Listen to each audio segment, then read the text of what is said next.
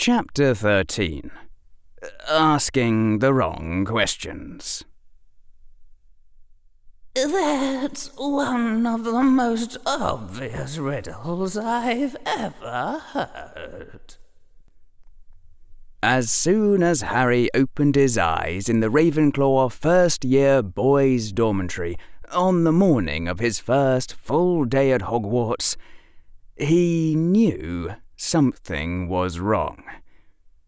It was quiet. Too quiet. Oh, right. There was a quietus charm on his bed's headboard, controlled by a small slider bar, which was the only reason it was ever possible for anyone to go to sleep in Ravenclaw. Harry sat up and looked around, expecting to see others rising for the day. The dorm, empty. The beds, rumpled and unmade. The sun, coming in at a rather high angle. His quieter turned all the way up to maximum, and his mechanical alarm clock was still running, but the alarm was turned off. He'd been allowed to sleep until 9:52 a.m., apparently. Despite his best efforts to synchronize his 26-hour sleep cycle to his arrival at Hogwarts, he hadn't gotten to sleep last night until around 1 a.m. He had been planning to wake up at 7 a.m. with the other students. He could stand being a little sleep-deprived his first day, so long as he got some sort of magical fix before tomorrow. But now he had missed breakfast. And his very first class at Hogwarts, in herbology, had started 1 hour and 22 minutes ago. The anger was slowly wakening in him. Oh, what a nice little prank. Turn off his alarm, turn up the quieter, and let Mr. Big Shot Harry Potter miss his first class, and be blamed for being a heavy sleeper. When Harry found out who'd done this... No, this could only have been done with the cooperation of all 12 other boys in the Ravenclaw dorm. All of them would have seen his sleeping form. All of them had let him sleep through breakfast. The anger drained away, replaced by confusion and a horribly wounded feeling. Last night he'd thought they liked him. Why? As Harry stepped out of the bed, he saw a piece of paper facing out from his headboard. The paper said, "My fellow Ravenclaws, it's been an extra long day. Please let me sleep in and don't worry about my missing breakfast. I haven't forgotten about my first class. Yours, Harry Potter." And Harry stood there, frozen, ice water beginning to trickle through his veins.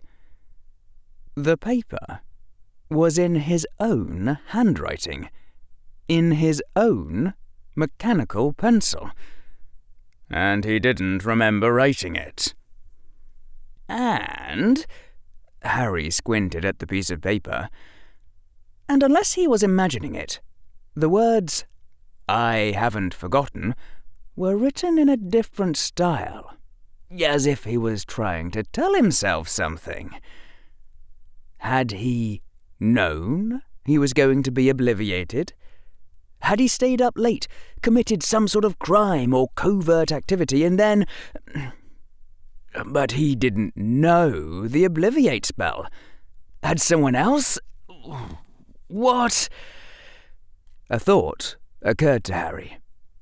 If he had known he was going to be obliviated... Still in his pyjamas, Harry ran around his bed to his trunk, pressed his thumb against the lock, pulled out his pouch, stuck his hand in and said, "Note to myself." And another piece of paper popped into his hand. Harry took it out, staring at it. It, too, was in his own handwriting. The note said, "Dear me, please play the game. You can only play the game once in a lifetime. This is an irreplaceable opportunity. Recognition code 927. I am a potato. Yours, you." Harry nodded slowly.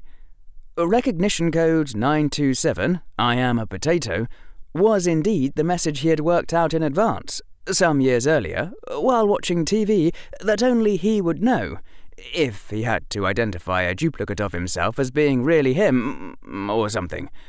Just in case. Be prepared. Harry couldn't trust the message. There might be other spells involved. But it ruled out any simple prank. He had definitely written this, and he definitely didn't remember writing it. Staring at the paper, Harry became aware of ink showing through from the other side. He flipped it over. The reverse side read, "Instructions for the game. You do not know the rules of the game. You do not know the stakes of the game. You do not know the objective of the game. You do not know who controls the game. You do not know how to end the game. You start with 100 points. Begin." Harry stared at the instructions.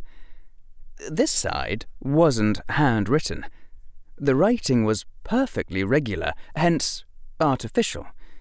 It looked as if it had been inscribed by a quotes quill, such as the one he had bought to take dictation.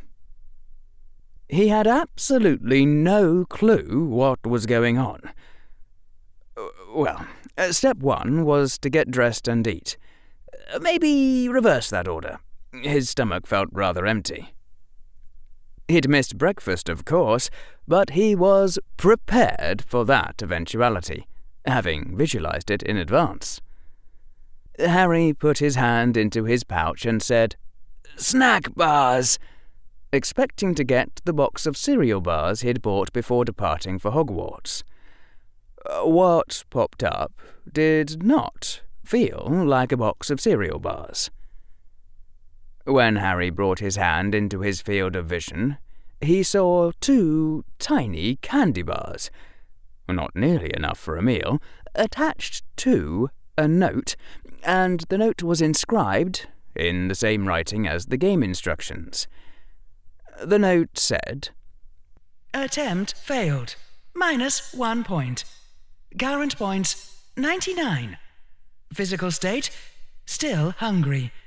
Mental state, confused."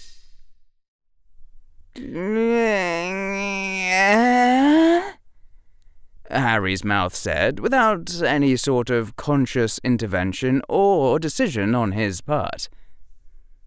He stood there for around a minute. 1 minute later, it still didn't make any sense, and he still had absolutely no idea what was going on, and his brain hadn't even begun to grasp at any hypotheses, like his mental hands were encased in rubber balls and couldn't pick anything up.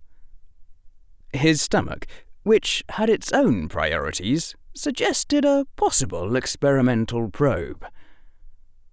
"Ah," Harry said to the empty room. "I don't suppose I could spend a point and get my box of cereal bars back?" There was only silence. Harry put his hand into the pouch and said, "Box of cereal bars." A box that felt like the right shape popped up into his hand. But it was too light, and it was open, and it was empty, and the note attached to it said, "Points spent 1. Current points 98. You have gained a box of cereal bars." I'd like to spend 1 point and get the actual cereal bars back, said Harry. Again, silence. Harry put his hand into the pouch and said, "Cereal bars." Nothing came up. Harry shrugged despairingly and went over to the cabinet he'd been given near his bed to get his wizard's robes for the day. On the floor of the cabinet, under his robes, were the cereal bars and a note. Points spent, 1. Current points, 97. You have gained 6 cereal bars. You are still wearing pyjamas. Do not eat while you are wearing your pyjamas. You will get a pyjama penalty. And now I know that whoever controls the game is insane.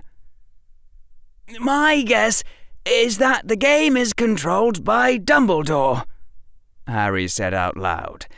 Maybe this time he could set a new land speed record for being quick on the uptake. Silence. But Harry was starting to pick up the pattern. The note would be in the next place he looked. So Harry looked under his bed. Ha ha ha ha ha ha ha ha ha ha. Dumbledore does not control the game. Bad guess, very bad guess. Minus 20 points. You are still wearing pyjamas.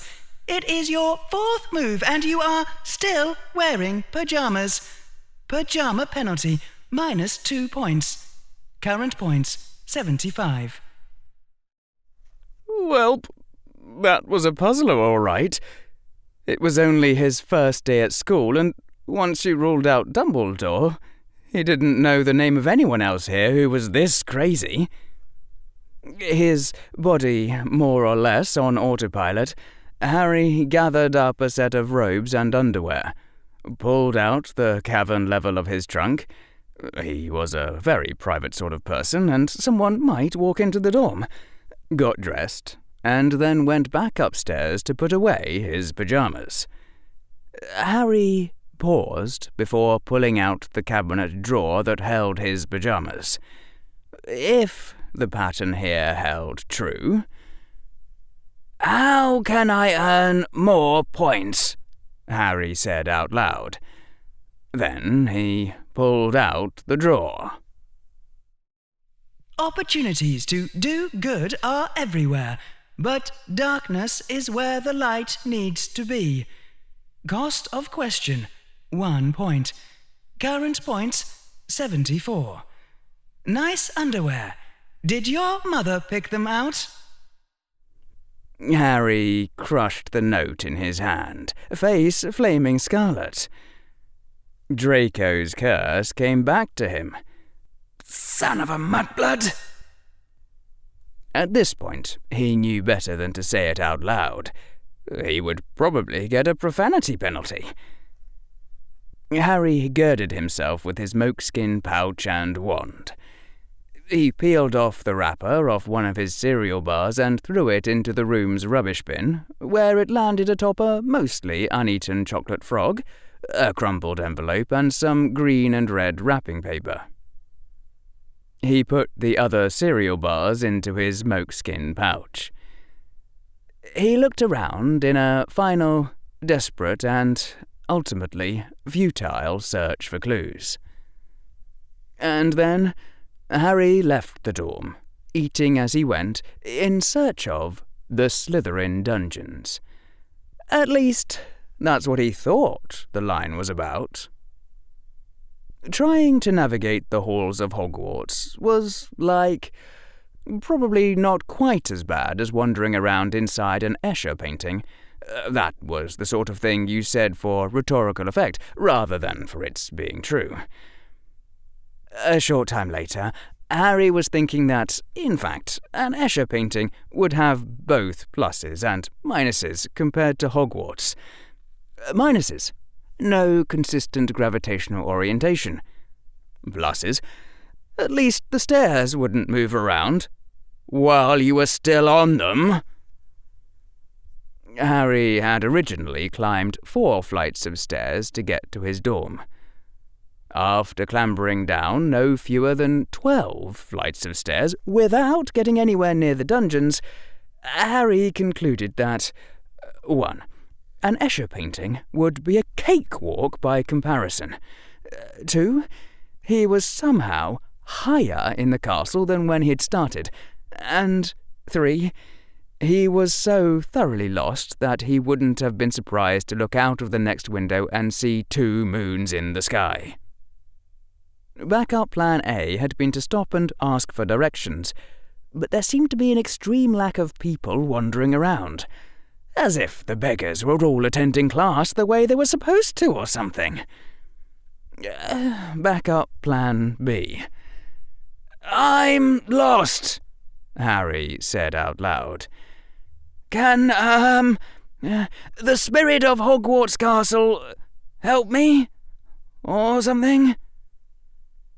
"I don't think this castle has a spirit," observed a wizened old lady in one of the paintings on the walls. "Life, perhaps, but not spirit." There was a brief pause. "Are you—" Harry said, and then shut his mouth. On second thought, no, he was not going to ask the painting whether it was fully conscious in the sense of being aware of its own awareness. "I'm Harry Potter," said his mouth, more or less on autopilot. Also, more or less automatically, Harry stuck out his hand towards the painting. The woman in the painting looked down at Harry's hand and raised her eyebrows. Slowly, the hand dropped back to Harry's side. "Sorry," Harry said. "I'm sort of new here." "So I perceive, young Raven. Where are you trying to go?" Harry hesitated. "I'm not really sure," he said. "Then perhaps you are already there."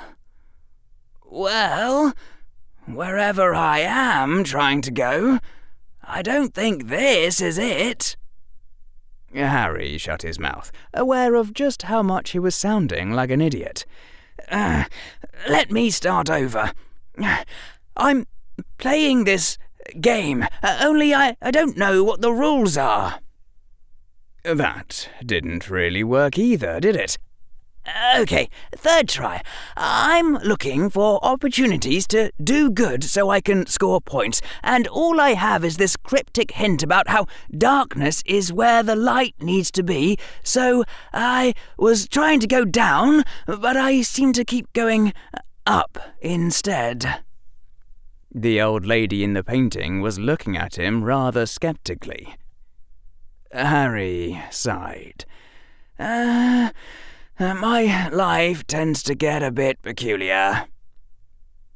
"Would it be fair to say that you don't know where you're going, or why you're trying to get there?" "Entirely fair." The old lady nodded. "I'm not sure that being lost is your most important problem, young man." "True, but unlike the more important problems, it's a problem I can understand how to solve and— Wow, is this conversation turning into a metaphor for human existence? I didn't even realize that was happening until just now." The lady eyed Harry appraisingly. "You are a fine young raven, aren't you? For a moment I was starting to wonder. Well then, as a general rule, if you keep on turning left, you're bound to keep going down." That sounded strangely familiar, but Harry couldn't recall where he'd heard it before. You seem like a very intelligent person. Or a picture of a very intelligent person, anyway. Have you heard of a mysterious game where you can only play once and they won't tell you the rules? Live, said the lady at once. That's the most obvious riddle I've ever heard. Harry blinked. No, he said slowly. I mean, I've got an actual note and everything saying that I had to play the game, but I wouldn't be told the rules, and someone is leaving me little slips of paper telling me how many points I've lost for violating the rules, like a -2-point penalty for wearing pyjamas. Do you know anyone here at Hogwarts who's crazy enough and powerful enough to do something like that? Besides Dumbledore, I mean. The picture of a lady sighed. I'm only a picture, young man. I remember Hogwarts as it was, not Hogwarts as it is.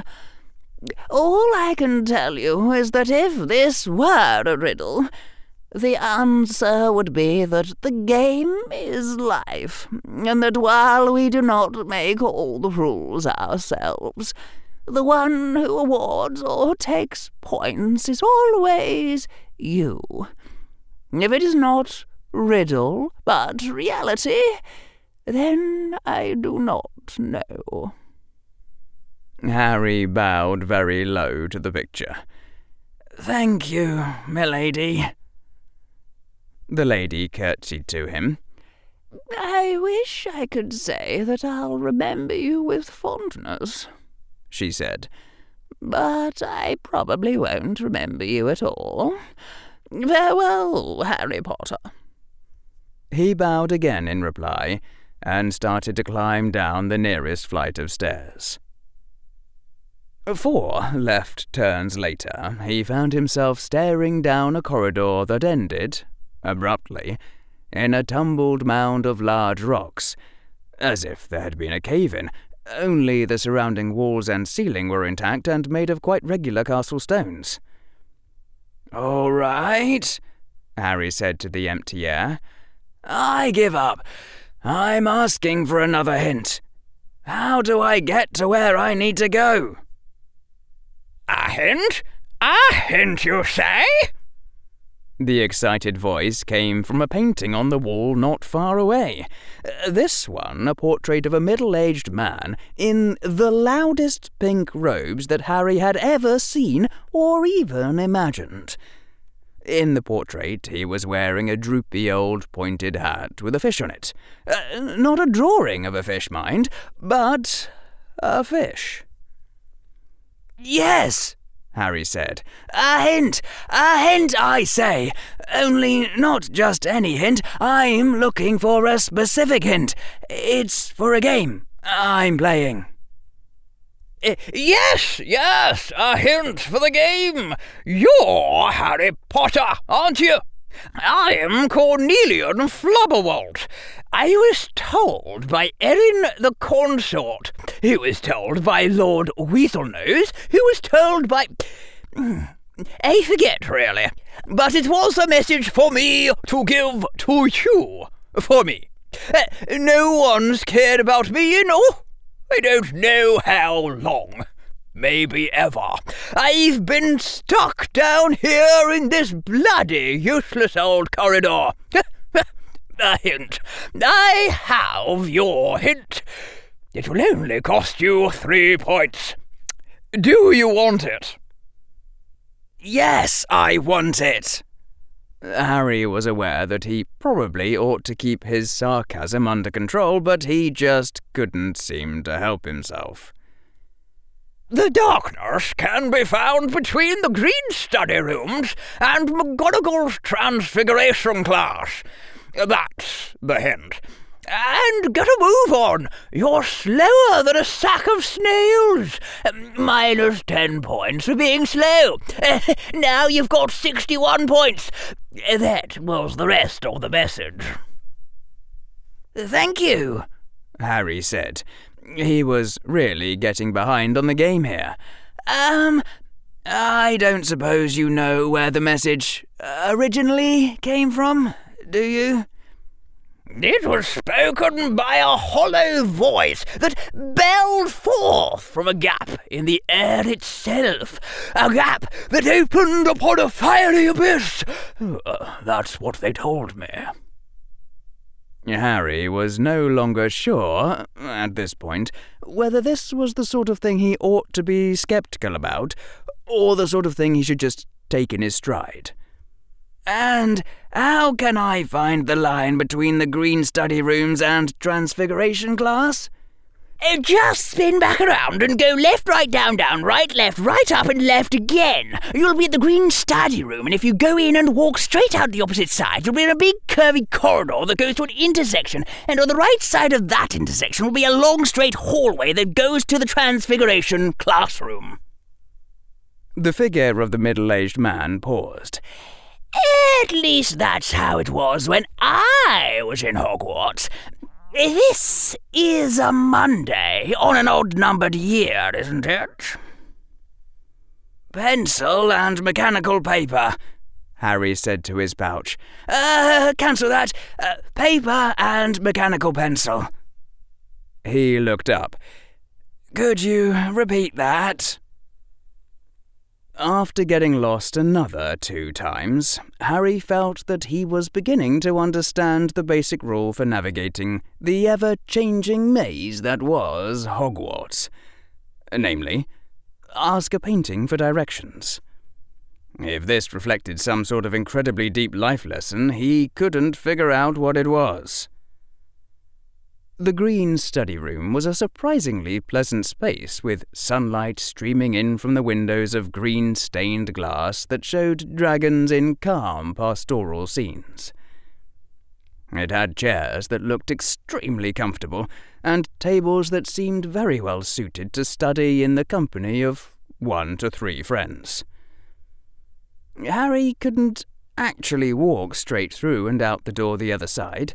There were bookshelves set into the wall, and he had to go over and read some of the titles, so as to not lose his claim to the Veris family name.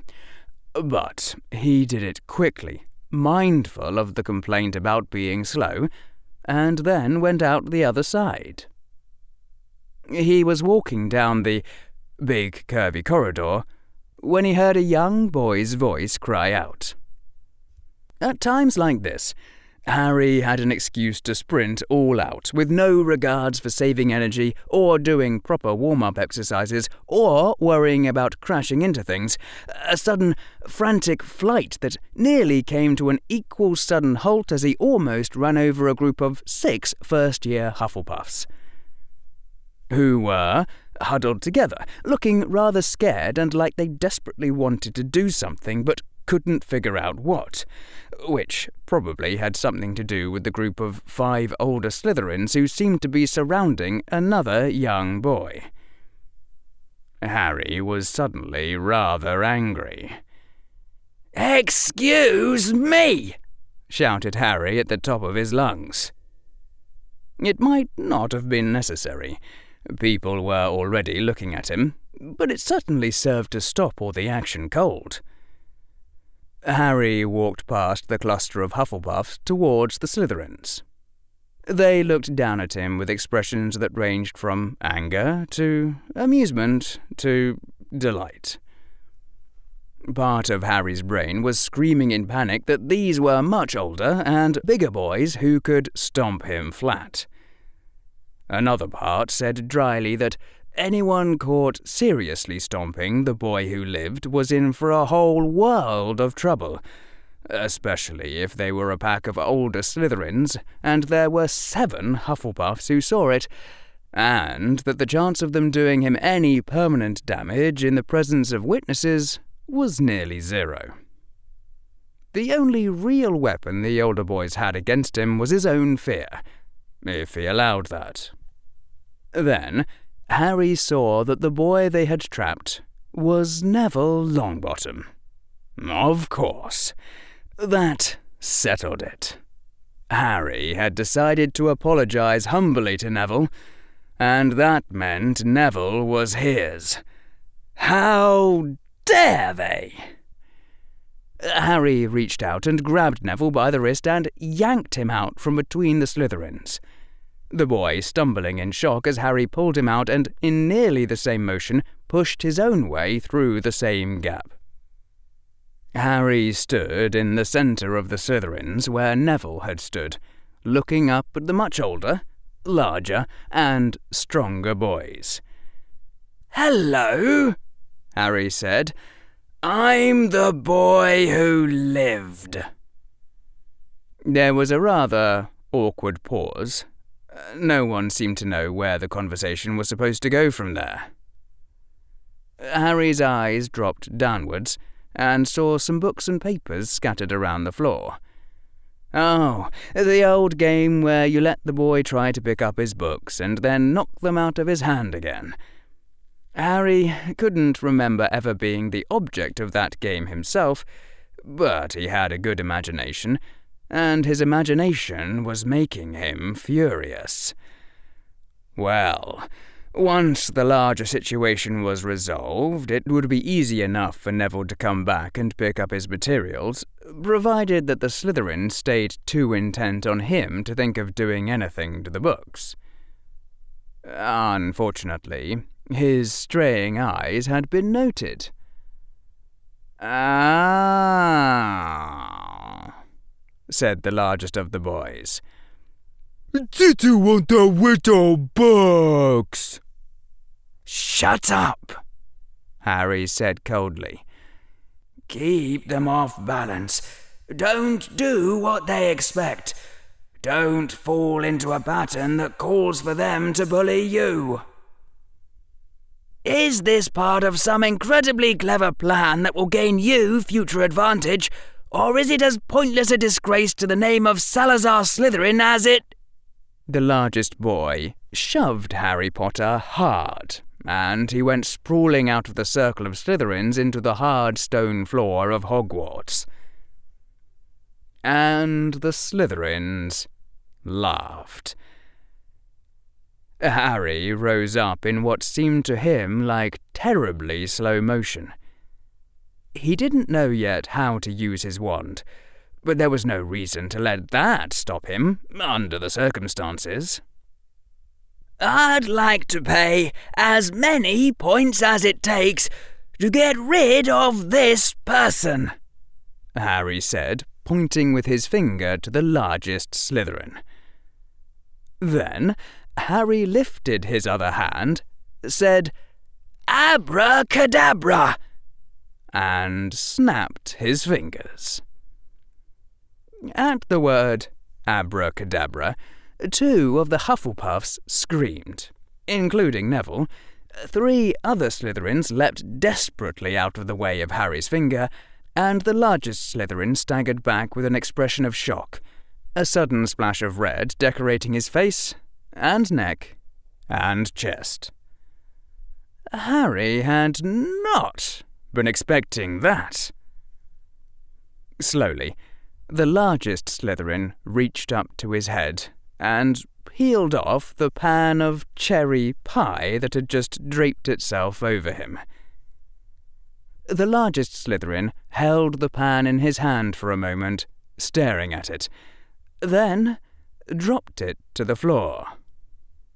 It probably wasn't the best time in the world for one of the Hufflepuffs to start laughing, but that was exactly what one of the Hufflepuffs was doing.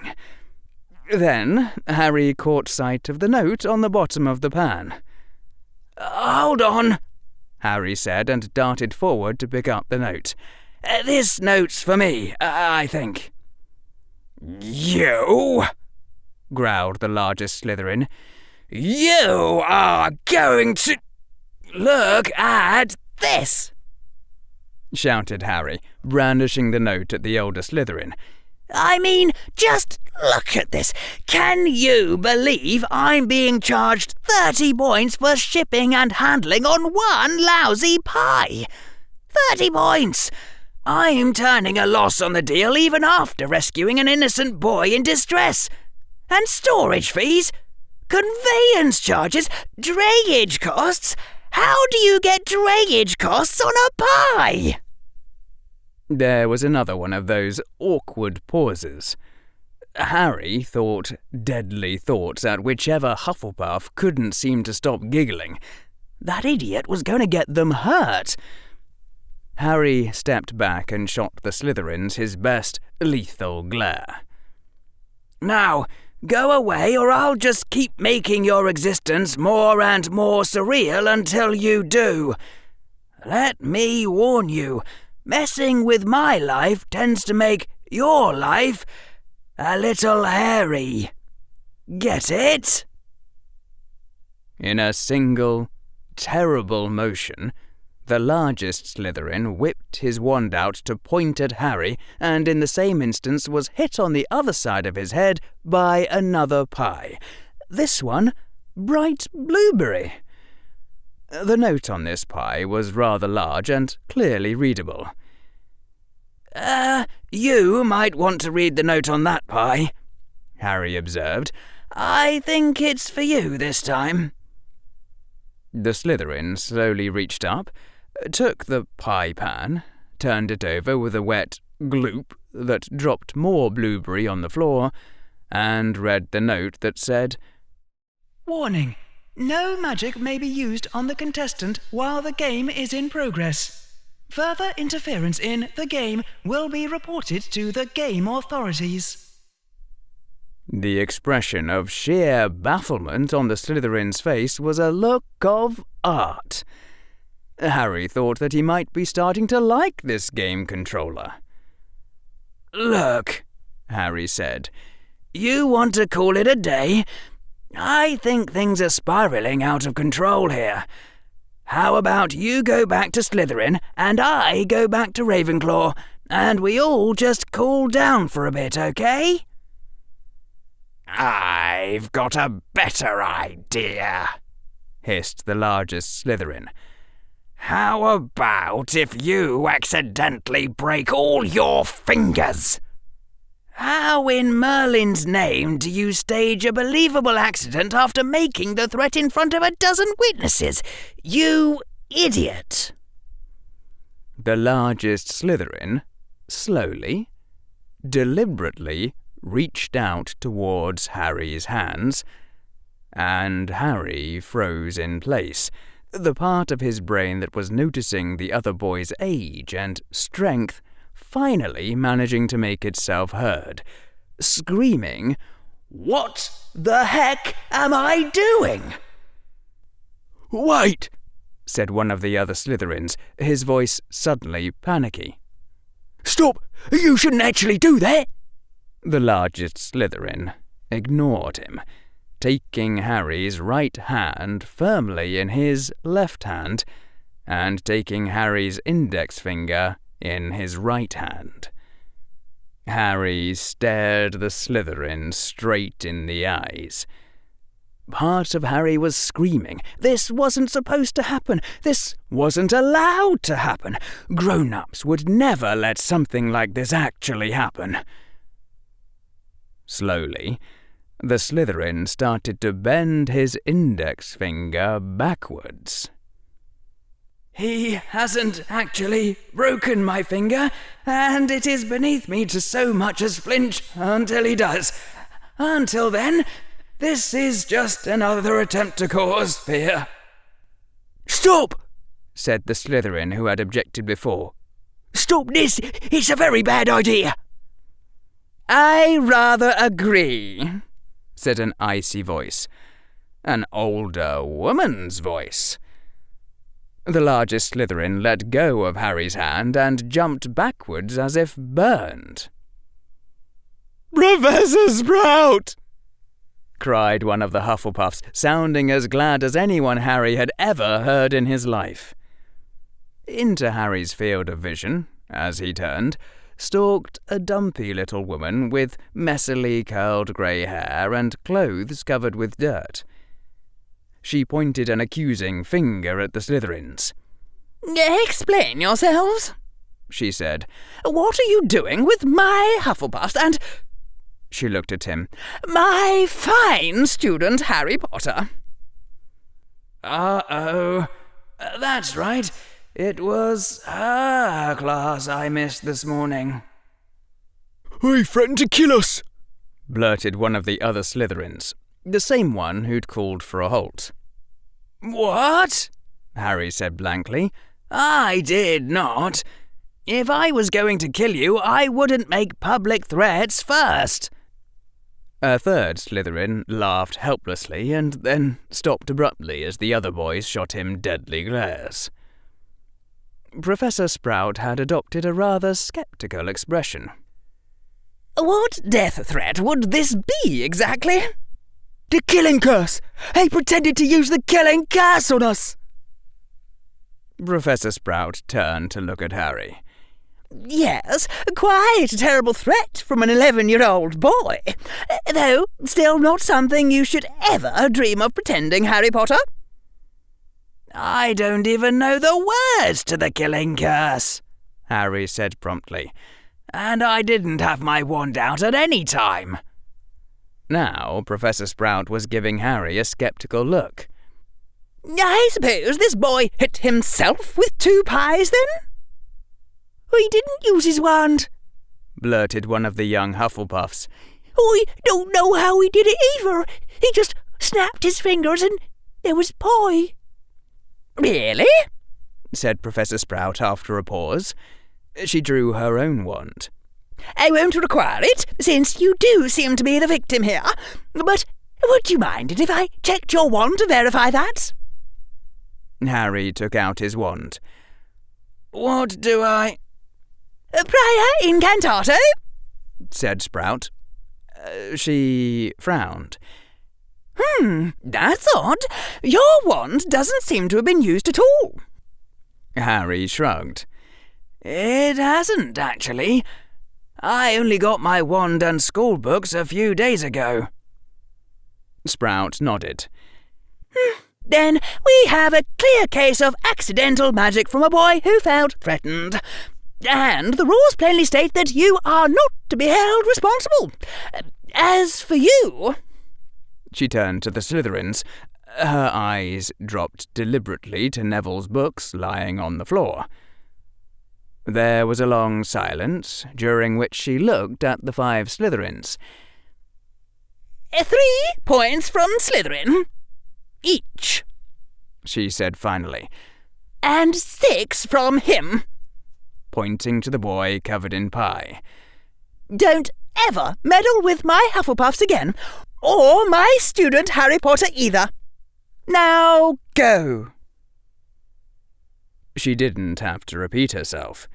The Slytherins turned and walked away very quickly.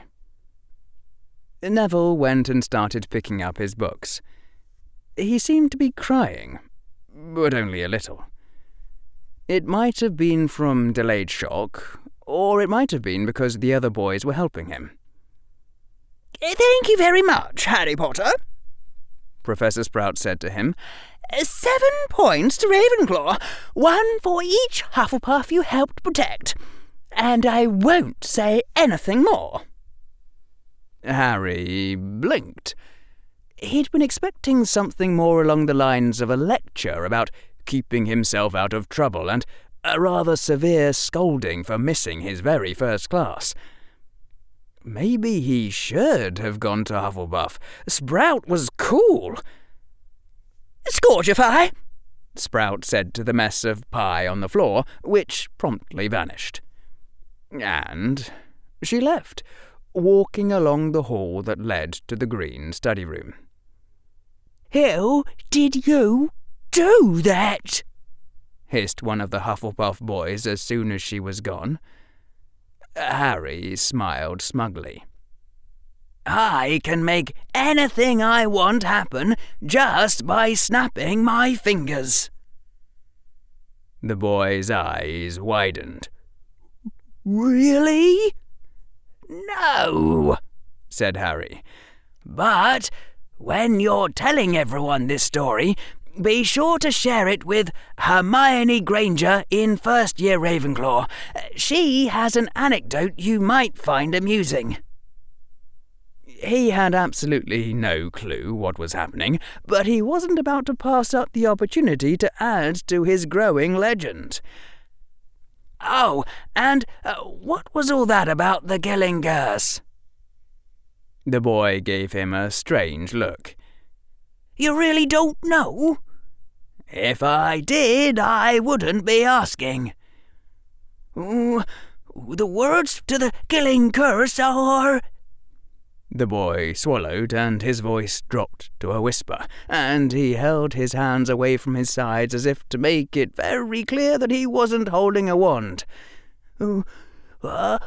Avada Kedavra. Well, of course they are. Harry put this on his growing list of things to never, ever tell his dad, Professor Michael Varys Evans. It was bad enough talking about how you were the only person to survive the fearsome killing curse, without having to admit that the killing curse was abracadabra. I see, Harry said after a pause. Well, that's the last time I ever say that before snapping my fingers. Though it had produced an effect that might be tactically useful. Why did you? Raised by Muggles. Muggles think it's a joke and that it's funny. Seriously, that's what happened. Sorry, but can you remind me of your name? I'm Ernie Macmillan, said the Hufflepuff. He held out his hand, and Harry shook it. Honoured to meet you. Harry executed a slight bow. Pleased to meet you. Skip the honoured thing. Then the other boys crowded round him, and there was a sudden flood of introductions. When they were done, Harry swallowed. This was going to be very difficult. If everyone would excuse me, I have something to say to Neville. All eyes turned to Neville, who took a step back, his face looking apprehensive. I suppose, Neville said in a tiny voice, you're going to say I should have been braver. Oh, no, nothing like that, Harry said hastily. Nothing to do with that. It's just, something the Sorting Hat told me. Suddenly, the other boys looked very interested, except for Neville, who was looking even more apprehensive. There seemed to be something blocking Harry's throat. He knew he should just blurt it out, and it was like he'd swallowed a large brick that was just stuck in the way. It was like Harry had to manually take control of his lips and produce each syllable individually. But he managed to make it happen. I'm sorry.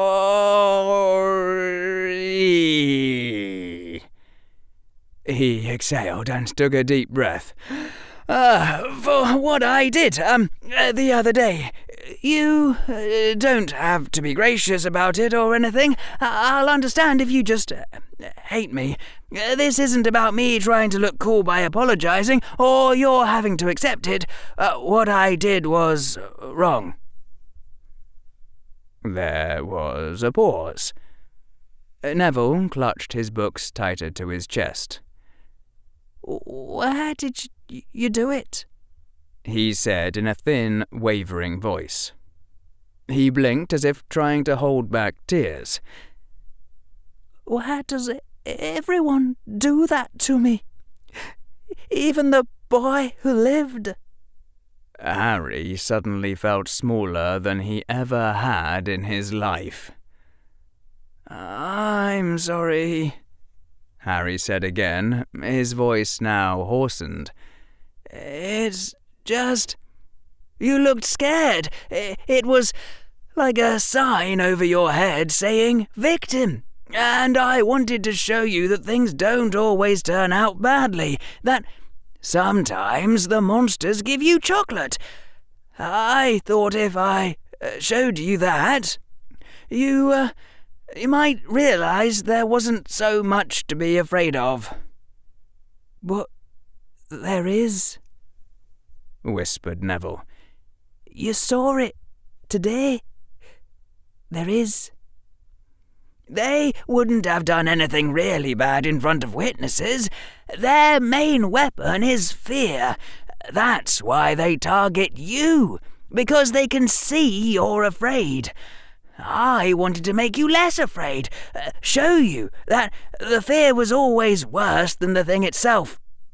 Or that's what I told myself, but the Sorting Hat told me that I was lying to myself and that I really did it because it was fun. So that's why I'm apologising." "You hurt me," said Neville.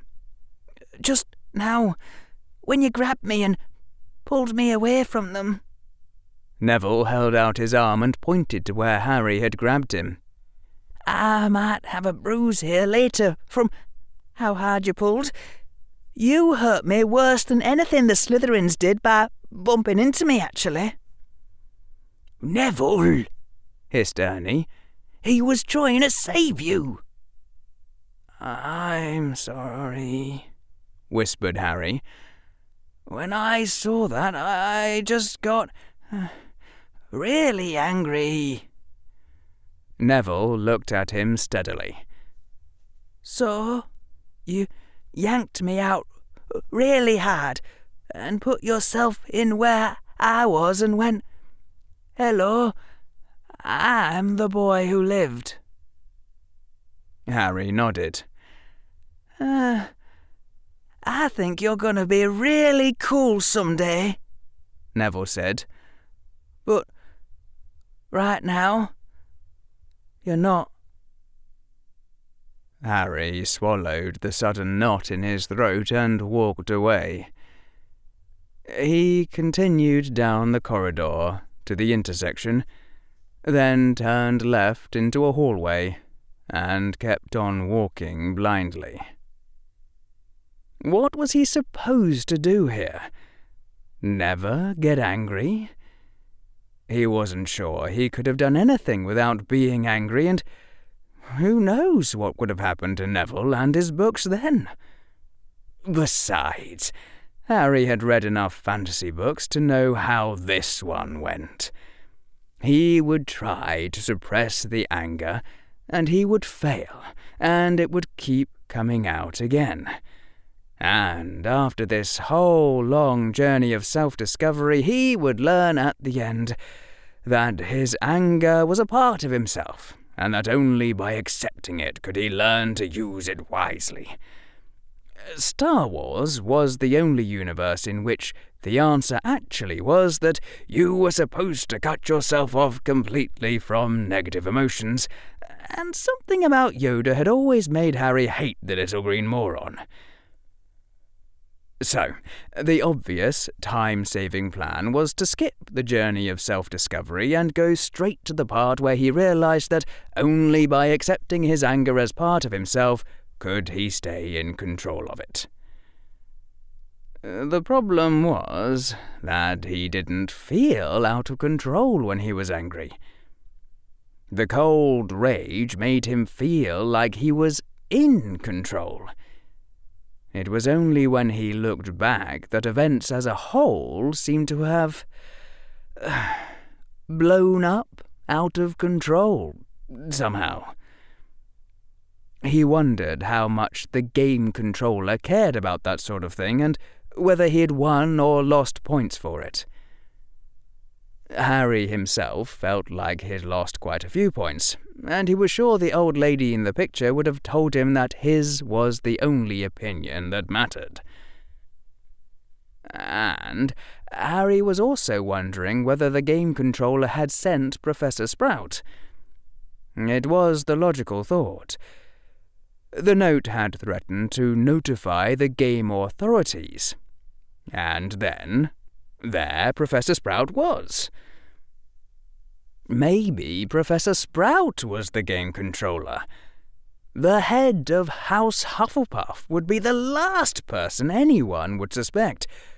which ought to put her near the top of Harry's list. He'd read 1 or 2 mystery novels too. So, how am I doing in the game?